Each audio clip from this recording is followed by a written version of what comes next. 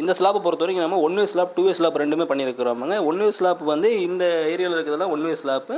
இதில் வந்து main rod 10 mm distribute 8 mm கொடுத்துருக்குறோமுங்க. இந்த ஏரியா ஃபுல்லாக நம்ம 2 வே ஸ்லாப் பண்ணியிருக்கோம். 2 வே ஸ்லாப் பொறுத்த வரைக்கும் போத்தே வந்து நம்ம 10 mm கொடுத்துருக்குறோமுங்க.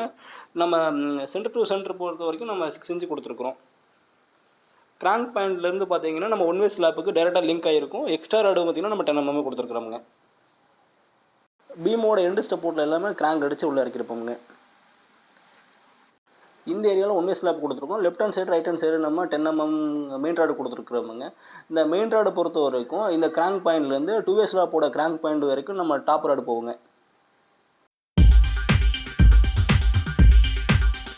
எலக்ட்ரிக்கல் ஒர்க் ஃபுல்லாக கம்ப்ளீட் பண்ணதுக்கு அப்புறமா நெக்ஸ்ட்டு நம்ம சென்ட்ரிங் வந்து லெவல் செக் பண்ணுறோம். லெவல் செக் பண்ணிவிட்டு அதுக்கப்புறமா தான் நம்ம அடுத்த வேலையை ஸ்டார்ட் பண்ணணுங்க.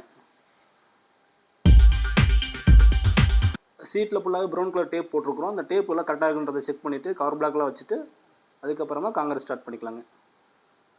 ரூஃபோட வெயிட் அதிகமாக இருக்கிறதுனால நம்ம ஃபேன் ஜேக்கு யூஸ் பண்ணிக்கிறோமுங்க.